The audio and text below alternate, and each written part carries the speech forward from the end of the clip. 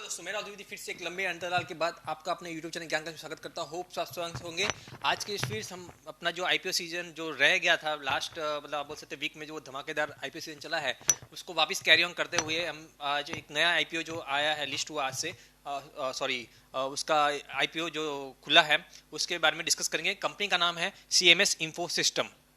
Company जो IPO जो दिसंबर 21 से लाया है दिसंबर 23 तक रहने वाला है। बुक बिल्ड आईपीओ है और 10 रुपये का फेस वैल्यू इनका है। 205 से 216 का इनका इशू प्राइस रखा हुआ, प्राइस बैंड रखा हुआ है। 69 शेयर्स मिलेंगे एक लॉट में। बीएससी NSE दोनों पर इशू होने वाली है। 1100 करोड़ का इशू साइज है जो पूरा का पूरा OFS है, मतलब कंपनी के हाथ में ₹1 भी नहीं जाने वाला है।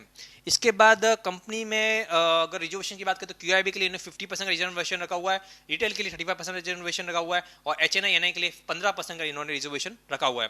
कंपनी के अलॉटमेंट की बात करें तो दिसंबर 28 के आसपास दिखेगी और लिस्टिंग जो है आपको इस साल के अंत लास्ट दिन पे आपको दिखेगी जो दिसंबर 31 के आसपास।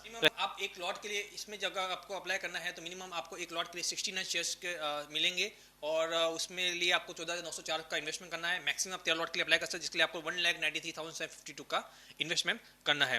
कंपनी के प्रमोटर की होल्डिंग देखें तो आज के टाइम में 100% प्रमोटर होल्डिंग है और इस आईपीओ के थ्रू उन्होंने बहुत ही अपनी जो होल्डिंग है वो फ्लोट की है। लगभग 65% के आसपास इनकी होल्डिंग हो जाएगी कंपनी में आफ्टर दिस आईपीओ।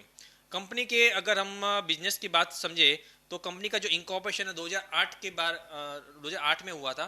कंपनी जो है कैश मैनेजमेंट सर्विस में काम करती है। कैश मैनेजमेंट की जो सर्विस रहती है जो बैंक को प्रोवाइड करती है ये लोग और उसमें काम करती है और उसके रिलेटेड जो भी इंस्टॉलेशन होता है उनकी मेंटेनेंस होती है, मैनेजिंग रहती है, मैनेजमेंट होता है किसका, टेक्नोलॉजी का और उनके सॉफ्टवेयर्स का, उसके जो भी पूरे एक का बोल सकते एक नेटवर्क बनाने में ये कंपनी उसमें हेल्प करती है।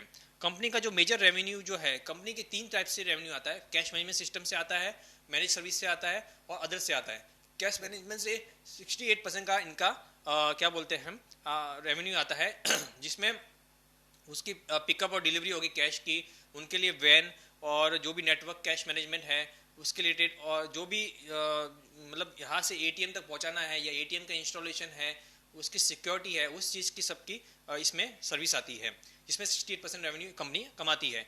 और दूसरा जो इनका मैनेज सर्विस है जिसमें क्या सॉफ्टवेयर लगने वाला है, क्या टेक्नोलॉजी यूज होने वाली है, उस रिलेटेड जो सर्विस होती है उसमें 35% का इनका रेवेन्यू आता है। और बाकी अदर सर्विस में जैसे क्रेडिट कार्ड रिलेटेड जो भी हो गया उनके कोई सॉफ्टवेयर से उन फाइनेंशियल प्रोडक्ट्स के लिए कुछ अपग्रेडेशन है या सॉफ्टवेयर है वो टेक्नोलॉजी जो भी चाहिए होती है उसमें से उनको 2-3% का रेवेन्यू आता है।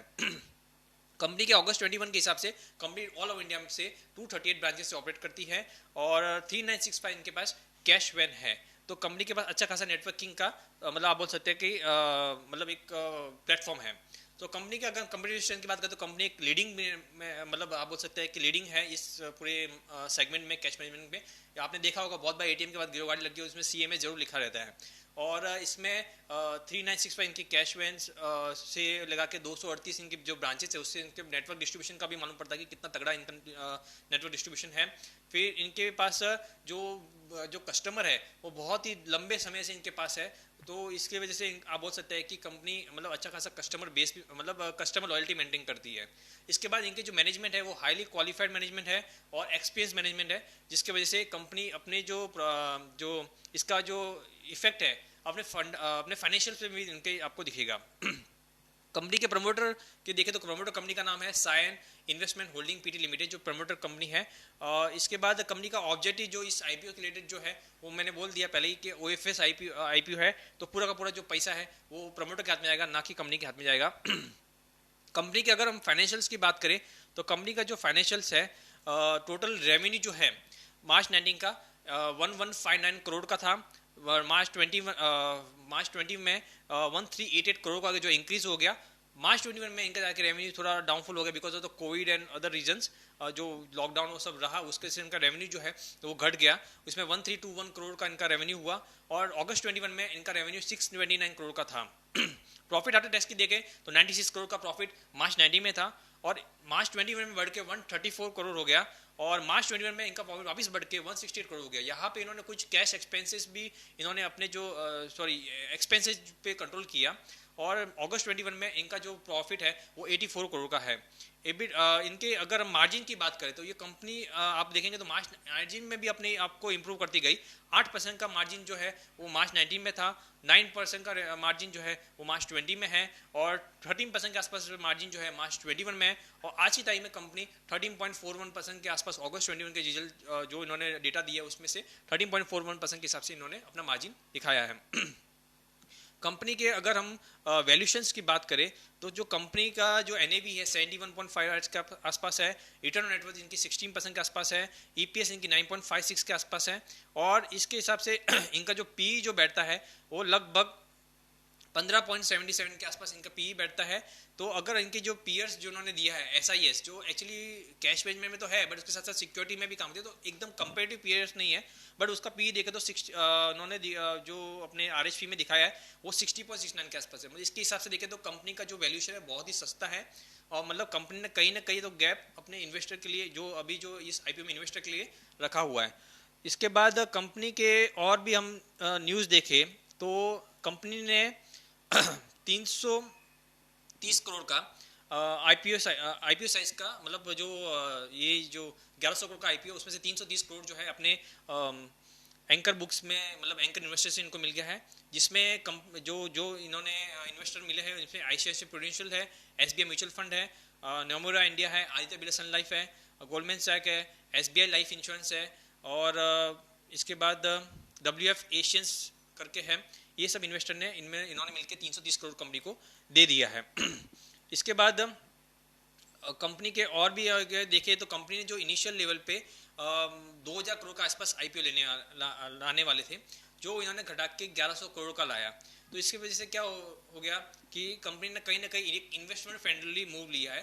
मतलब आप 2000 करोड़ का आईपीओ से 1100 करोड़ लाया, जिसकी वजह से उन्होंने आईपीओ साइज अपना घटाया है।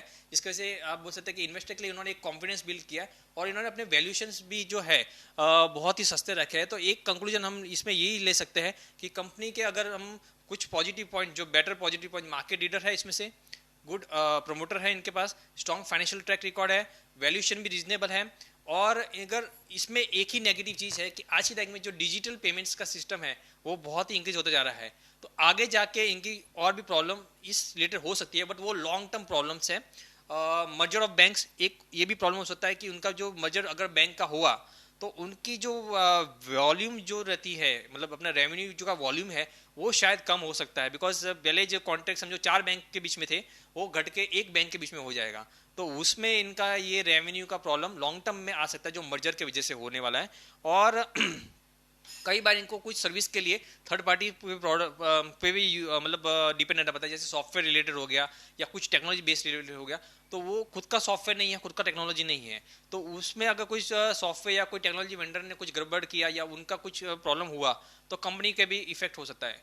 तो इन सब अगर पॉइंट ऑफ को, इन रिस्क को हम अगर कंसीडर करते हैं तो कंपनी में आप शॉर्ट टर्म से, मतलब लिस्टिंग से लगा के शॉर्ट टर्म मतलब और मीडियम टर्म तक आप जरूर इन्वेस्टमेंट कर सकते हैं। लॉन्ग टर्म के लिए यही रिस्क है कि अगर डिजिटल पेमेंट बढ़ा तो इस कंपनी का रेवेन्यू पे क्या ज़्यादा इफेक्ट पड़ेगा। दूसरा, मर्जर में इनका जो अभी जो बैंक को होने वाले हैं उससे कंपनी का क्या इफेक्ट पड़ने वाला है। तो ये सब चीज़ों को कंसीडर करके आप लिस्टिंग गेन से लगा के मीडियम टर्म तक अब इसमें कंपनी में इन्वेस्टमेंट कर सकते हैं। सो होप सो आपको ये वीडियो अच्छी लगी होगी तो जरूर शेयर कीजिए, और अभी तक आपने हमारे यूट्यूब चैनल को सब्सक्राइब नहीं किया तो नीचे दिए गए लाल बटन को जरूर दबाइए और बेल आइकन को प्रेस कीजिए, ताकि आपको ऐसे ही और आईपीओ के रिलेटेड जो वीडियो है और अदर्स वीडियो है आपको हमारे जो मिलते रहे। So thank you for watching this video. जय हिंद, जय भारत।